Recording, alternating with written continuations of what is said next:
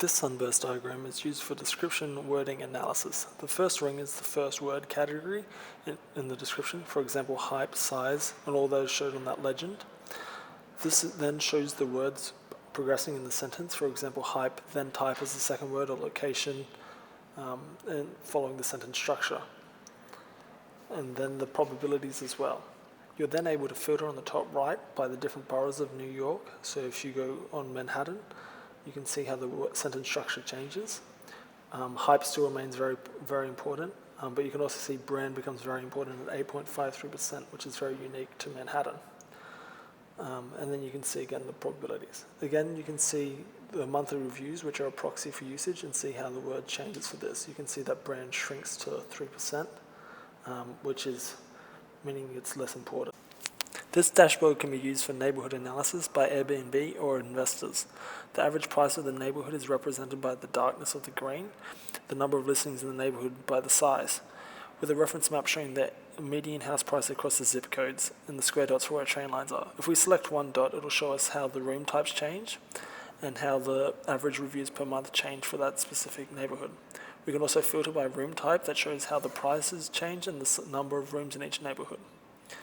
We can also compare different boroughs according to their price distribution. This dashboard may be used for account management by Airbnb. It can identify geographical distribution of each superhost, with the color representing a single superhost and the size representing how popular listings are. For example, this superhost has a lot of very popular listings all over Manhattan, doing quite well, but this superhost has a lot of underperforming listings, so we may want to target them. We can also filter by individual neighborhoods and the number of superhosts there. So financial district has a lot. This dashboard is used for outlier analysis. The parallel coordinates graph shows the outliers neighborhoods across dimensions, such as minimum nights available in a number of years.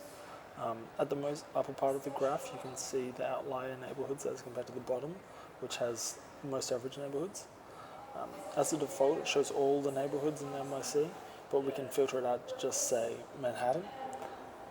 It also has a tooltip which provides further information about the specific neighborhoods, which can be quite useful.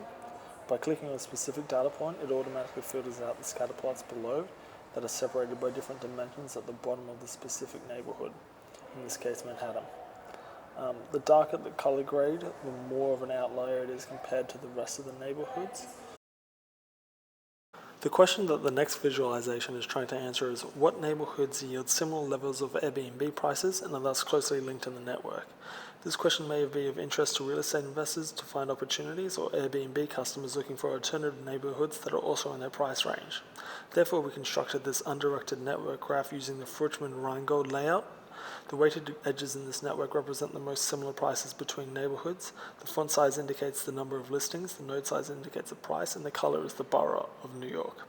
Also, the user may explore other small multiples. The dashboard lets you switch to other information overlaid on this network, like median reviews a month, or the ratio of entire houses to private rooms.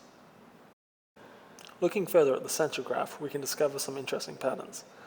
Orange nodes are Manhattan, purple is Brooklyn, green are Queens, and the pink ones are the Bronx. Chinatown in Manhattan, for example, is quite strongly connected to many Brooklyn neighborhoods, represented by the lines from Chinatown to the purple nodes. We can also find outliers. Tribeca with a large node representing a high median price is so distant from other price levels that it is not connected at all, but rather sits by itself.